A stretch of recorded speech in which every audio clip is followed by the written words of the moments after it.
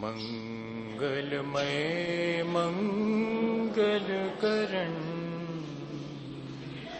वीतराग विज्ञान नमो ताहि जाते भये अरहंतादि जो विद्यादि सागर सुधी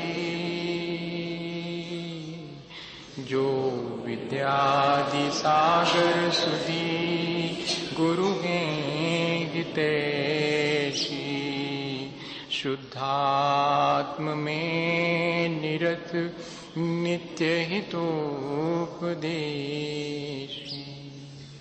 वे पाप ग्रीष्म ऋतु में जल हैं सयाने पूजूं के सतत केवल ज्ञान पाने पूजूं के सतत केवल ज्ञान पाने। बोले भगवान महावीर स्वामी की, आचार्य कुंद कुंद स्वामी की, आचार्य गुरुवर विद्यासागर मुनि महाराज।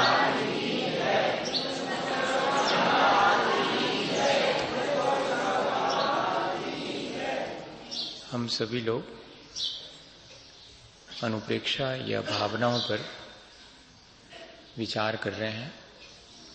बार बार विचार की इस प्रक्रिया से हमारे भीतर अच्छे विचारों में दृढ़ता आनी चाहिए और इतना ही नहीं, हमारे भीतर एक भावनात्मक परिवर्तन भी होना चाहिए। इसी उद्देश्य के लिए हम इस प्रक्रिया को निरंतर दोहरा रहे हैं। हमने इस संसार में अपने जीवन की क्षणभंगुरता का विचार किया है और क्षणभंगुरता का विचार करके हमने अपने जीवन में शाश्वत की खोज करने की रुचि जागृत की है। पिछले दिनों हमने इस जीवन को शरण देने वाले एकमात्र धर्म और पंच परमेष्ठी हैं, ऐसा विचार किया है। हमने इस संसार में हमेशा जन्म मरण का, आवागमन का दुख पाया है, इसलिए हमने विचार किया है कि इस संसार के आवागमन से छुटकारा पाने का उपाय करना चाहिए।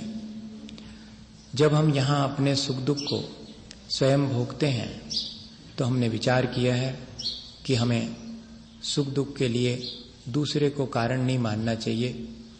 दूसरे ने मुझे दुख पहुंचाया, उससे शिकायत नहीं होनी चाहिए, और दूसरा कोई मुझे सुख देता है उसके प्रति राग भाव भी नहीं होना चाहिए, क्योंकि मैं राग और द्वेष करूंगा तो फिर मेरा ये दुख और ज्यादा बढ़ेगा। मैंने ये भी विचार किया है कि इस शरीर से मैं अलग हूं। शरीर जरूर मेरे से इतना एक मेक हो गया है कि मुझे अपने और शरीर के बीच में अंतर स्पष्ट अनुभव में नहीं आता है, पर मेरे अपने श्रद्धान में, मेरे अपने ज्ञान में ये बात स्पष्ट आनी चाहिए कि शरीर का स्वभाव अलग है, मेरा अलग है। मेरी अपनी पहचान मुझे होनी चाहिए। मेरी अपनी इस पहचान को मुझे अपने जीवन में हमेशा स्मरण में रखना चाहिए। मैं जानने देखने वाला हूँ, शरीर जड़ है, उसमें ज्ञान और दर्शन की कोई सामर्थ्य नहीं है। मैं इसे अपना ना मानूं, क्योंकि मैं इसे अपना मानता हूँ तब मुझे ये बार बार मिलता है। अब मैं शरीर से अलग हूँ तो अलग ही हो जाना चाहिए, और मुझे उस अपने अन्यत्व स्वभाव की तरफ भी ध्यान देना चाहिए।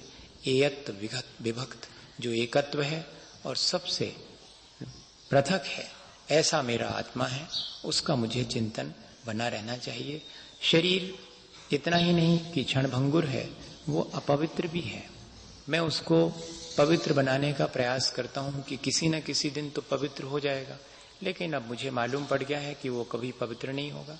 मुझे इसमें बैठे हुए आत्मा को, जो कि स्वभाव से तो पवित्र है लेकिन अपने वर्तमान के राग द्वेष परिणामों से, विभाव को प्राप्त हो जाने से मलिन हो गया है, विकार से युक्त हो गया है, मुझे उसे विकार रहित बनाना है, उसे मुझे निर्मल बनाना है।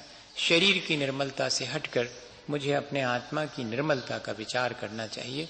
ये भी हमने विचार किया। इसके बाद हमने देखा कि निरंतर मैं शुभ और अशुभ जो भी भाव करता हूं, उससे मेरे भीतर भले और बुरे संस्कार निर्मित होते रहते हैं। ये प्रक्रिया ऐसी है कि मैं कभी इसे रोक ही नहीं पाता हूं। मुझे इसका विचार करना चाहिए। यदि ये प्रक्रिया मेरे भीतर चल रही है, निरंतर खोटे भले और बुरे दोनों तरह के संस्कार, दोनों तरह के कर्म मेरे भीतर अगर संचित हो रहे हैं, तो इससे मेरा कोई लाभ है या नहीं है? तो मैं देखता हूं इससे मेरा कोई लाभ नहीं है। आश्रव दुखकार घनीरे, आश्रव जितना भी है वो मुझे संसार में पीड़ा देने वाला है। शुभ का आश्रव होता है, मुझे लगता है कि जैसे मेरे जीवन में सुख आ गया, लेकिन वो सुख भी क्षणिक ही होता है। अशुभ का आश्रव होता है, वो तो मुझे अपना फल अशुभ रूप या कि दुख रूप ही देता है। इसलिए मुझे इस आश्रव को उपयोगी नहीं मानना है।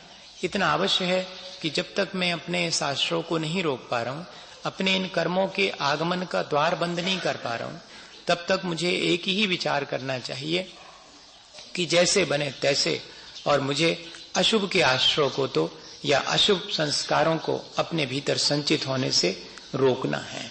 और जो अपने खोटे संस्कारों को जो निरंतर अपने भीतर संचित हो रहे हैं, आ रहे हैं, उनको रोकने की प्रक्रिया का नाम ही संवर है। इन्फ्लक्स ऑफ कर्मास और स्टॉपेज ऑफ कर्मास और पार्शियल डिसोसिएशन ऑफ कर्मास, ये तीन चीजें हमें हमेशा दिमाग में बनी रहें। मोक्ष भावना नाम की कोई भावना नहीं रखी आचार्य भगवंतों ने। आश्रव भावना रखी, संवर भावना रखी और निर्जरा भावना रखी। आश्रव के मायने कर्मों का आना, संवर के मायने कर्मों का आना रुक जाना, और निर्जरा के मायने संचित कर्मों का आंशिक रूप से आत्मा से पृथक हो जाना। Dissociation of, partial dissociation of कर्म, इन तीनों भावनाओं को रखा। इसमें से आश्रव भावना तो जो है वो हे है, और संवर और निर्जरा भावना मेरे लिए उपादेय है। भावनाएं तो तीनों उपादेय हैं। आश्रव तत्व की अपेक्षा से अगर विचार करेंगे तो आश्रव भावना तो संवर का कारण है, इसलिए वो भी मुझे ग्राह्य है। मुझे कर्मों का बंधन स्वीकार नहीं है। मुझे कर्मों के बंधन से छुटकारा पाने के लिए ये भावनाएं भाना अवश्य स्वीकार है। ऐसा अपन ने तीन विशेष प्रकार से, जो तीन तत्व भी हैं, उन्हीं को हमने उनके हानि या गुण और दोष इनका विचार किया है, इसलिए वो भावना है। आश्रव तत्व, संवर तत्व और निर्जरा तत्व। और भावना में क्या अंतर है? आश्रव, संवर और निर्जरा में तो हम उनके भेद प्रभेद और उनके विस्तार से उनके बारे में समझते हैं, लेकिन आश्रव, संवर और निर्जरा भावना में हमें क्या करना है, हमें किसमें लाभ है, किसमें हानि है, इस बात का विचार किया है। और उससे निरंतर अपने आत्मा की तरफ, अपने ज्ञान और वैराग को बढ़ाने के लिए हमने आश्रव, संवर और निर्जरा भावना का पिछले दिनों विचार किया है। हमारा विचार करने का एक ही उद्देश्य है, हमारी अज्ञानता हटे और हमारे अंदर संसार के प्रति जो आसक्ति है वो भी घटे। अज्ञान और आसक्ति दोनों घटाने के लिए, ज्ञान और वैराग दोनों बढ़ाने के लिए हम निरंतर ये विचार कर रहे हैं। ज्ञान और वैराग बढ़ने से मेरा जीवन अच्छा बनेगा, ये हमारा अपना मुख्य लक्ष्य है। यहाँ तक हमने अपनी इस विचार की यात्रा को लगातार किया है। हम थोड़ा सा और आगे बढ़ें। इस संसार में जिसमें कि हम रह रहे हैं, इसे हम सामान्य रूप से सृष्टि या संसार कह देते हैं। जैनाचार्यों ने इसे लोक कहा है। षड द्रव्यानि लोक्यन्ते इति लोकः। जहां 6 द्रव्य देखे जाते हैं वह लोक है, और जहां सिर्फ अकेला आकाश है वो अलोक आकाश कहलाता है। जिसमें हम बैठे हैं वो लोक आकाश है, उसे ही लोक कहते हैं। और जहां सिर्फ आकाश है वो अलोक कहलाता है। यूनिवर्स और एंटी यूनिवर्स, सामान्य रूप से हम सब के अंदर ये धारणा बैठी हुई है कि ये जो सृष्टि है, ये जो लोक है, इसका कोई बनाने वाला है, इसका कोई मिटाने वाला है, इसका कोई धारण करने वाला है। लेकिन वास्तव में हम विचार करें तो इस सृष्टि को अगर कोई बनाने वाला है, तब फिर उसे किसने बनाया? उस व्यक्ति ने इस सृष्टि को कहां बैठ करके बनाया, ऐसा विचार करना पड़ेगा। यदि अपने मन में यह विचार आता है कि किसी ने इसे बनाया होगा, कोई इसे धारण करता होगा और कोई इसे नष्ट भी कर देगा। किन्हू न करे न धरे को, षट द्रव्यमयी न हरे को, सो लोक माही बिन समता, दुख सहे जीव नित भ्रमता। हमें इस बात का विचार करना है कि क्या वास्तव में इस सृष्टि को किसी ने बनाया है?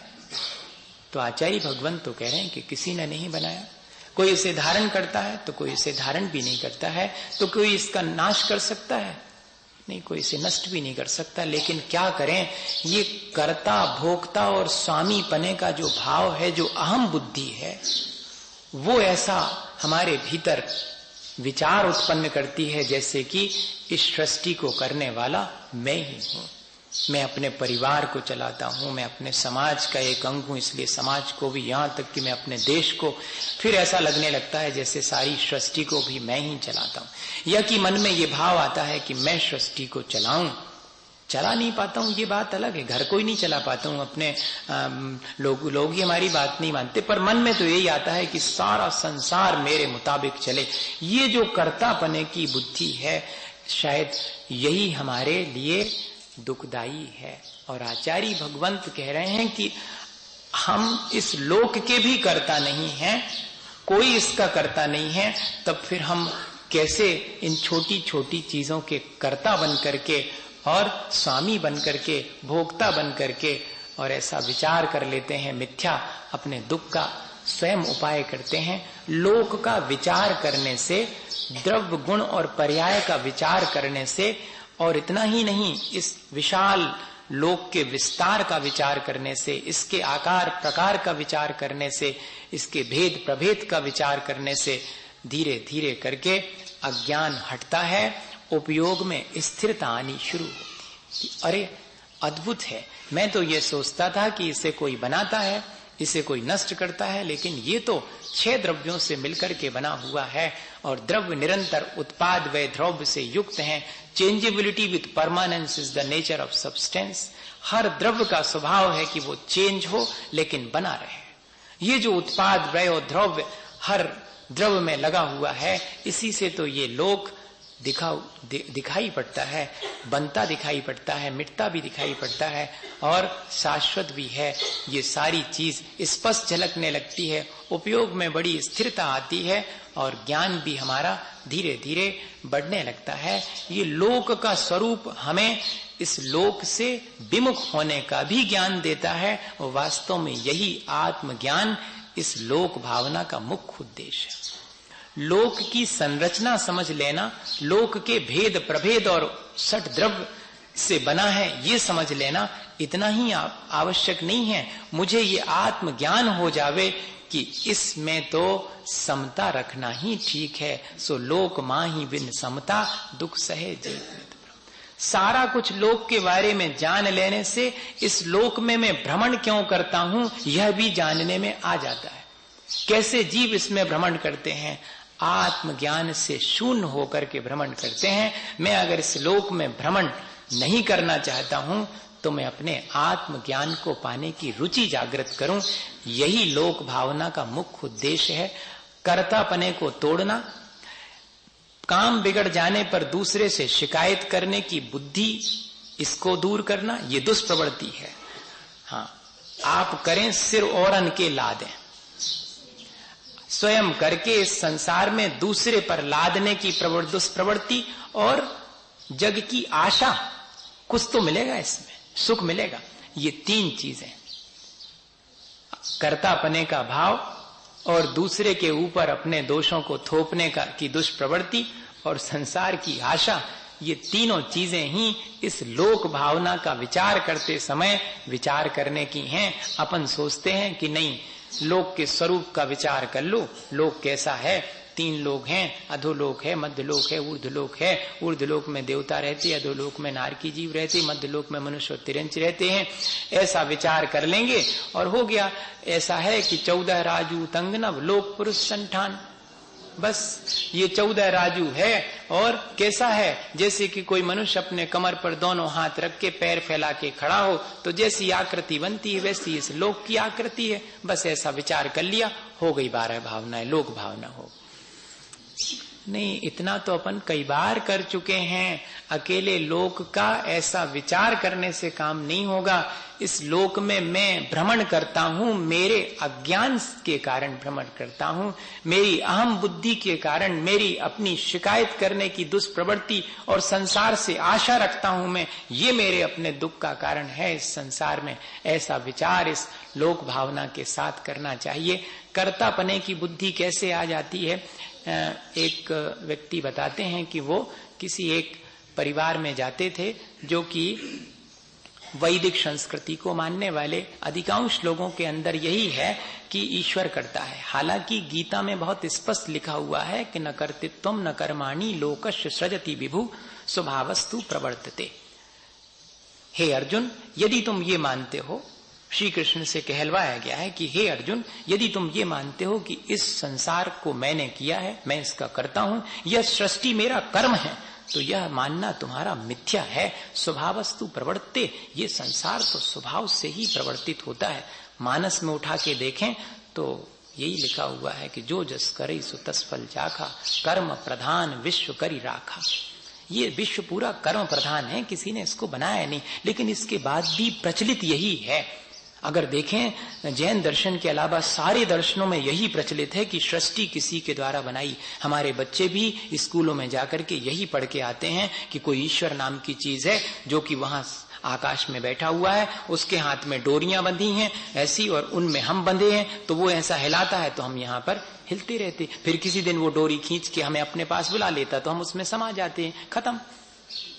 हाँ, ऐसा सामान्य रूप से छोटे छोटे बच्चों के भीतर भी यही बात है। अगर देख ले में सबको यही लगता है। जब अपन कहते भी हैं अब क्या पता, भगवान जाने, वो जैसो करे सो।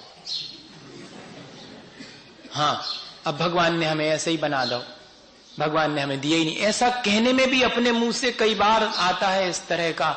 इससे अपन को विचार करना चाहिए बार बार बैठ करके कि ये जो संस्कार अपने अंदर बैठ गया है कर्तापने का, उस कर्तापने के अहंकार को तोड़ने के लिए आवश्यक है कि हम लोक भावना का ठीक ठीक विचार करें।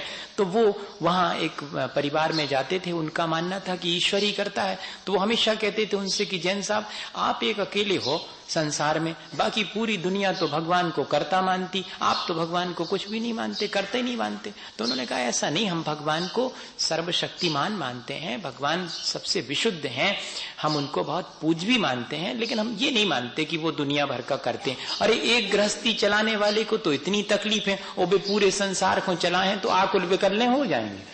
तो कहती नहीं नहीं, उनके पास तो अनंत शक्ति है। तो कहती अगर उनके पास अनंत शक्ति है तो ये किसी को सुखी और किसी को दुखी क्यों करते? अगर इतने दयालु हैं, अनंत शक्तिवान हैं, तो सबको सुखी कर देवे। कहती नहीं नहीं, ऐसा नहीं है, जो जैसा करेगा वैसा फल देंगे वो। अरे जब ऐसा ही बात है तो फिर जय क्यों न मान लो, भगवान को बीच में क्यों लाते? जब जैसा करेंगे वैसा फल देंगे तो अपने ही आप मिल जाएगा, इसकी क्या आवश्यकता? लेकिन इससे उनको संतोष नहीं हुआ। एक दिन जो है जब वे जैन साहब पहुंचे, खाने पर बैठे, तो उन्होंने कहा कि देखो जैन साहब, आप मानते नहीं, अब तो हमारे जीवन का उदाहरण भी हम आपको बताए देते। हमारी दोनों किडनियां फेल हो गई थी, डॉक्टर ने तो कह दिया था कि अब तो फेल है किडनी समझ लो और इलाज करवा लो, लेकिन पता नहीं ईश्वर की ऐसी कृपा हमारे ऊपर हुई कि हमारी दोनों ठीक हो गई। देख लो किडनियां, और हम एकदम बढ़िया हैं, चंगे। अब तो मानो आपकी ईश्वर है और वो ही सब कुछ करता है। तो ये कुछ नहीं बोले, भोजन करते रहे। बोले इसका मतलब है आप चुप हो, इसका मतलब आपने मान तो लिया। बोले नहीं भाई साहब, हम तो विचार ये कर रहे हैं कि आपके ईश्वर को जी उपद्रव सूझते ही क्यों है? अगर ठीक ही करने थी तो पहले खराब काहे करी थी? अगर आपका ईश्वर सब कुछ करता है और ठीक भी उसने कर दी तो जी उपद्रव क्यों करता? पहले खराब करी फिर बाद में ठीक कर दी। ऐसा विचार कर, किसी का अपन कमेंट नहीं कर रहे किसी पर, अपन विचार कर रहे हैं कि वास्तव में देखो अपन कैसी कैसी मिथ्या मान्यताओं से ग्रसित हो जाते। ऐसा मिथ्या विचार, हमारे संस्कार ऐसा बैठ गया है इस सृष्टि के बारे में कि सृष्टि को कोई चलाता है, कोई उसका करता है, और हम भी जो है उसी अहम भाव से इस सृष्टि को करने लगते। हमें ऐसा लगता जैसे परिवार हमारे बिना नहीं चलेगा। जब हम परिवार में नहीं थे तब भी परिवार चल रहा था, और जो व्यक्ति परिवार में से चला जाता उसके बाद भी परिवार ज्यों का त्यों चलता। समाज में से चला जाता, 2-4 दिन याद करते, फिर उसके बाद भूल भाल जाते, दुनिया ज्यों की त्यों चलने लगती। किसी से आज तक नहीं रुकी, किसी के होने से आगे नहीं बढ़ी, और किसी के नहीं होने से रुकी नहीं है भैया। जैसी चलती थी वैसी चलती है। ये तो हमारा अपना अहंकार है। जैसे कि बकरी गाड़ी के नीचे, बैलगाड़ी के नीचे खड़ी थी छाया में, और जब बैलगाड़ी चली तो छाया आगे आगे चली, तो वो भी उसी छाया में चलने लगी। और थोड़ी देर में उसने सोचा कि अब तो अगर हम रुक गए तो बैलगाड़ी रुक जाएगी, हमारे ऊपर चल रही बैलगाड़ी।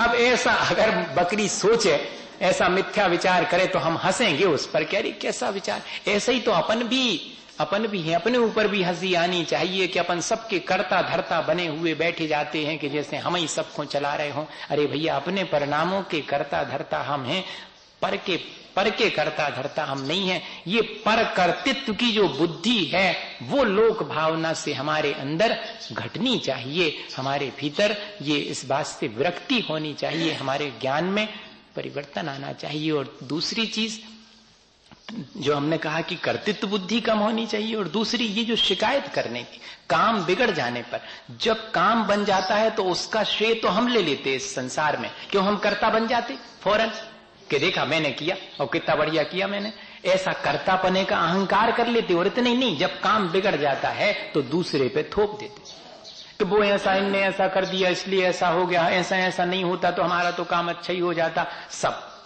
सबके अंदर यही चीज चलती है। थोड़ा सा इसमें भी कमी लाना चाहिए, थोड़ी अपनी जिम्मेदारी भी अपने ऊपर तो ले लो। भैया हमारे हाथ से बिगड़ गया, ऐसा बहुत कम है कि हम ये बात स्वीकार करें। हमेशा काम बिगड़ने पर दूसरे पर ही थोपते हैं। इसी से मालूम पड़ता है कि अभी कर्तापने का भाव गया नहीं है। हाँ, इस लोक भावना को भाते समय ऐसा विचार करना। क्या हुआ, 2 लोग सामायिक कर रहे थे। सामायिक में आंख बंद करके पंच परमेष्ठी का स्मरण कर रहे थे। अब एक को धीरे से और नींद लग गई, झपकी आ गई, तो अब दूसरे ने देख लिया आंख खोल करके कि ये जो है सो रहे, और गुरु जी से जा करके शिकायत कर दी कि ये तो सामायिक में सो रहे थे। अब देखना, कई बार ऐसा होता है कि अपन भी वही दोष करते हैं, लेकिन अपना दोष नहीं दिखता, दूसरे का दिखता। गुरुजी ने फौरन कहा इसका मतलब है कि तुम भी सामायिक नहीं कर रहे थे, तुम जा देख रहे थे कि बेसो रहे। देखो, अपना दोष अपन को नहीं दिखा, अपन भी गलती कर रहे, अपन भी अपनी सामायिक नहीं कर रहे, और वो तो अपनी कर ही नहीं रहा, वो तो निद्रा में चला गया है। ये उदाहरण है। जब भी हमें दूसरे का दोष दिखे फौरन अपना भी देख लेना चाहिए। दोष देखने का भी तो एक दोष है, दूसरे के दोष देखना भी एक दोष है। वो नहीं दिखाई पड़ता, दूसरे का दोष तो दिखाई पड़ता है। दूसरे पर शिकायत तो हम कर देते, लेकिन शिकायत अपने आप से होनी चाहिए, किसी दूसरे से नहीं। लोक भावना हमें ये सिखाती है। और तीसरी चीज, हमें आशा नहीं रखनी चाहिए संसार से। संसार आशा करने लायक नहीं है। क्या कोई व्यक्ति जहां से जो चीज नहीं मिल सकती उस चीज की आशा रखता है क्या? और हमने कई बार तो अनुभव करके देख लिया कि यहाँ सुख तो मिलता नहीं है, हम किस सुख की आशा में यहाँ पर भटकते हैं। तब हमें क्या करना चाहिए? लोक के शीश वासा। हम ऐसा उपाय कर लेवें, अहम बुद्धि छोड़ देवें, शिकायत छोड़ देवें, आशा रखना छोड़ देवें। अब तो विचार ऐसा करें कि कैसे इस लोक के अग्रभाग पर जाकर के विराजमान हो जावें, कैसे उस सिद्धपने को प्राप्त कर लेवें। वास्तव में तो लोक के अग्रभाग पर ही हमारा स्थान है। इस लोक में तो भ्रमण करना हमारा स्वभाव नहीं है। हमारा स्वभाव तो उस लोकाग्र पर स्थिर हो जाने के मायने हैं आत्मा। और इसलिए लोक का दर्शन करना यानी आत्मदर्शन, और लोक का अवलोकन करना यानी आत्मावलोकन ही है। अगर गौर से देखा जाए, अपने शुद्ध आत्म स्वरूप का। क्योंकि इस उदाहरण भी दिया है कि जैसे कोई अपने कमर पे हाथ रख के पैर फैला के खड़ा हो तो लोक बन गया। इसका मतलब है सारा लोक मेरे ही भीतर है और कहीं नहीं है अन्यत्र। यह आत्मा ही लोक रूप है। इसलिए लोक का चिंतन करना भी वास्तव में अपने ही आत्मा के स्वरूप का चिंतन करना भी है। और ये लोक कैसा है? जहां सबको स्थान मिला हुआ है। आकाश सबको स्थान देता है अपने भीतर। एक माही एक राजे, एक माही अनेक नो, एक अनेक की क्या कथा, नमो सिद्ध अनंत नो। अनंत है सिद्ध भगवान, लेकिन एक ही जगह में सब समाये हुए हैं। क्या ऐसा स्वभाव हमारा नहीं हो सकता? हो सकता है। सबको अपने भीतर समाने का भाव इतना उदार हृदय हो जावे। यह भी लोक भावना से व्यवहारिक उपदेश लेना चाहिए। आत्मचिंतन करना चाहिए, आत्मा का अवलोकन करना चाहिए। इस सृष्टि में मैं करता नहीं हूं, ना मुझे किसी से इसमें शिकायत करनी, ना इससे मुझे कोई आशा रखनी, ये मैसेज तो है ही। लेकिन लोक भावना ये भी सिखाती है कि जब इस लोक में चहों द्रव्य अपने अपने स्वभाव के अनुसार और सबको यहाँ स्थान देते हैं, तब फिर मेरा भी तो स्वभाव ऐसा ही है। मैं अपने हृदय में सबको स्थान दूं, मेरे अंदर उदारता आ जाए, हृदय की विशालता आ जाए। ये लोक भावना से व्यवहारिक उपदेश भी लेना चाहिए। इस तरफ हमारा ध्यान नहीं जाता है। हृदय की विशालता और उदार वृत्ति ये भी लोक भावना का ही हमारे लिए संदेश है। वर हम अपने जीवन को इस तरह से धीरे धीरे बनाएं। एक छोटा सा उदाहरण जिससे कि मालूम पड़े कि हाँ, वास्तव में हमारे भीतर अगर ऐसी उदार वृत्ति और हृदय की विशालता आ जावे तो हम अपने उस लोकाग्र पर विराजमान होने के लिए जो आत्मज्ञान आवश्यक है उसको प्राप्त कर लेंगे। उदार चित्त वाला ही, क्या कहते हैं, मेरा और तेरा करने वाला तो बहुत क्षुद्र है। वास्तव में तो उदार चरिता नाम तू वसुधैव कुटुंबकम। जिसका हृदय विशाल है उसके लिए तो सब अपने हैं। मेरे तेरे का भाव मिट जाता है। मेरे तेरे का भाव ही संसार है। मेरे तेरे के भाव से ही मैं इस संसार में भ्रमण करता हूँ। मुझे ये आत्मज्ञान हो जाए कि तेरा मेरा यहाँ कुछ भी नहीं है, व्यर्थ है ऐसा विचार करना, और मेरे अंदर ऐसी हृदय की विशालता आ जावे। एक उदाहरण मैं पढ़ता था, बस उसको सुनाऊं। उसके पहले अपन थोड़ा सा ये देख लें कि आचार्य भगवंत, नहीं तो हम भूल जाते हैं, आचार्य भगवंत हमारे लिए क्या उपदेश दे रहे हैं। वास्तव में जो हमने जितना समझा वही हमें आचार्य भगवंतों ने कहा है, या कि हमने कुछ अलग तो नहीं समझ लिया उससे। ये देख लें अपन क्या कह रहे हैं।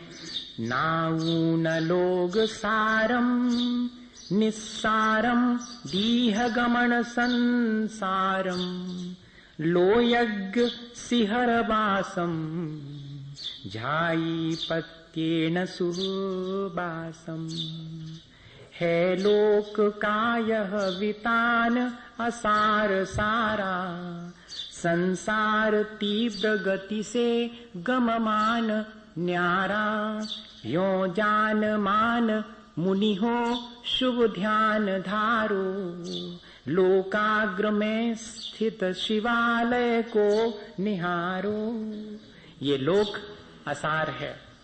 हमारी कर्तृत्व बुद्धि, हमारी अपनी शिकायत की आदत, हमारी अपनी इससे आशा रखने की सारी भ्रांतियां मिथ्या हैं। लोक तो असार ही है और निरंतर आवागमन इसमें लगा है। जन्म और मरण का तीव्र गति से तीव्र है इस संसार में आवागमन का प्रवाह। और कह रहे हैं इसलिए ऐसा जान करके शुभ ध्यान करो, अपने आत्मा का ध्यान करो, आत्मा में ही लीन हो, आत्मा का ही अवलोकन करो। क्यों? ताकि तुम लोक के अग्र भाग में स्थित जो शिवालय है, जो सिद्धालय है, उसमें पहुंच सको। शायद अपन ने यही बात अपने ढंग से और समझी है कि इस लोक भावना से हमें कितनी बातें सीखनी है। और आखिरी बात जो अपन को सीखनी वो यही कि हमारे अंदर हृदय की विशालता आवे, चित्त में उदारता आवे। इसके लिए एक छोटा सा उदाहरण, ताकि बात जल्दी से स्पष्ट हो जाती है।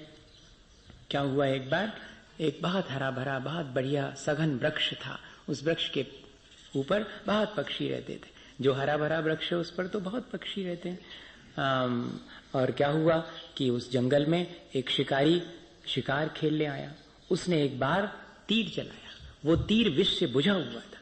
तो वो तीर विष से बुझा हुआ था और उसके वृक्ष के पास से हिरण गुजरा तो वो तीर हिरण को ना लग करके और उस वृक्ष को जाकर के लग गया। वृक्ष इसमें चुभ गया। वो शिकारी तो अपना शिकार की खोज में आगे बढ़ गया, लेकिन वो तीर नहीं निकाला उसने उस वृक्ष से। तो उस विष के प्रभाव से धीरे धीरे वो वृक्ष जलने लगा, अर्थात नष्ट होने लगा, सूखने लगा, क्योंकि विषाक्त विष उसके अंदर भी पहुंच गया। तो उस विष की वजह से वो सूखने लगा। जैसे वृक्ष सूखने लगा, फल लगना बंद हो गए, पक्षियों ने अपना अपना स्थान बदलना शुरू कर दिया। इतना ही रिश्ता है संसार में भी देखा जावे अपन का भी है। इससे ज्यादा और क्या है? जहां अपन को अपना स्वार्थ पूरा होता दिखता है उस जगह अपन इकट्ठे हो जाते हैं, वहां रहने लगते हैं, परिवार बना लेते हैं, समाज बना लेते हैं। फिर जब स्वार्थ नहीं सकता है तो छोड़ छोड़ के अपना चले जाते हैं। पक्षी भी चले जाने लगे। एक तोता था, वो तोता जो है उसका जन्म उसी वृक्ष पर हुआ। हालांकि और भी बहुत सारे पक्षियों का जन्म उसी वृक्ष पर हुआ था, लेकिन उस तोते के मन में एक ही भाव था कि इस वृक्ष ने कितना उदार है, कितना विशाल हृदय है इसका कि हम सबके लिए इसने स्थान दिया। आज इस पर मुश्किल आई है, आज ये सूखने लगा है, तो क्या मैं अपने इस जन्मदाता को, इस जन्म स्थान को छोड़ करके अन्यत्र चला जाऊं? अपन तो ऐसा ही करते हैं।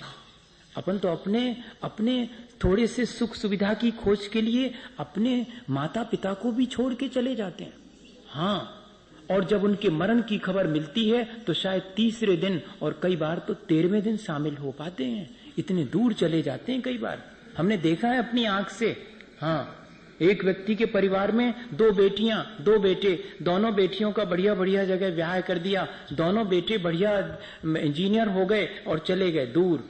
और घर है इतना बड़ा कि जिसमें अगर वे दोनों बेटियों के परिवार आ जाएं, दोनों बेटों के आ जाएं और इनका खुद का, वो पूरा रह सकता है। इतना बड़ा घर, लेकिन उसमें बचे 2 ही प्राणी जिनने यात्रा शुरू करी थी, वे बचे आखिरी में। हाँ, अब कितने कितने साल के, 55 और 60 साल के हो गए। रात को 12 बजे हार्ट अटैक होता है। तब जो बहू, जो आज 60 साल की माँ हो गई, जिसकी अपनी बहुएं हैं, जो कभी घर से बाहर ऐसे नहीं निकली रात में, उसे अपने दरवाजे खोल करके बाहर आवाज देनी पड़ती कि कोई तो हो जो बचा ले, डॉक्टर को बुला दे। कोई नहीं है। जिनके 2-2 बच्चे, जिनकी भरी भरी भरा परिवार, जिनकी बेटियां, और उनके कोई नहीं है और वे बुला रहे हैं।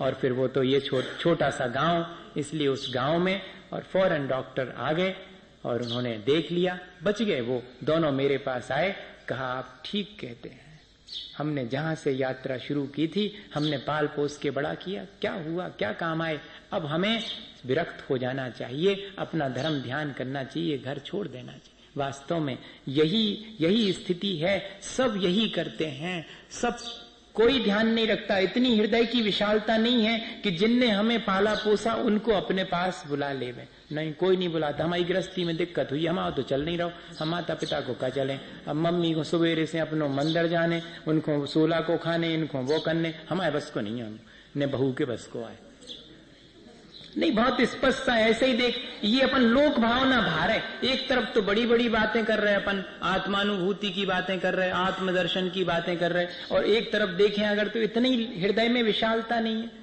जहां हम लोक के शिखर अग्रभाग पर स्थित होना चाह रहे, वहां हमारे मन में इतनी तो विशालता होनी चाहिए कि हम अपने जिनको हम अपना मानते, चलो जो पराये हैं उनको छोड़ो, जिनको अपना मानते हैं उनका ही थोड़ा सा अपने हृदय में उनके लिए जगह बनाए रखें। ये उस तोते ने यही विचार किया और वो वहीं बना रहा। दाना पानी उसने छोड़ दिया, कहीं नहीं जाता था उस वृक्ष को छोड़ करके। क्या जाना, यही सूख रहा है, अब तो मैं इसको छोड़ करके कहीं नहीं जाऊंगा। कहते हैं ऐसा देख करके, और जो कोई वहां पर देवता थे वो आ गए।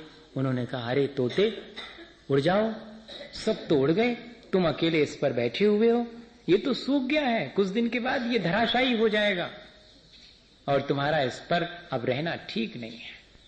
तो उस तोते ने कहा कि मैं इतना कृतज्ञ नहीं हूं, इतना कृतज्ञ नहीं हूं कि मैं अपने इस जन्मदाता को छोड़ करके चला जाऊं।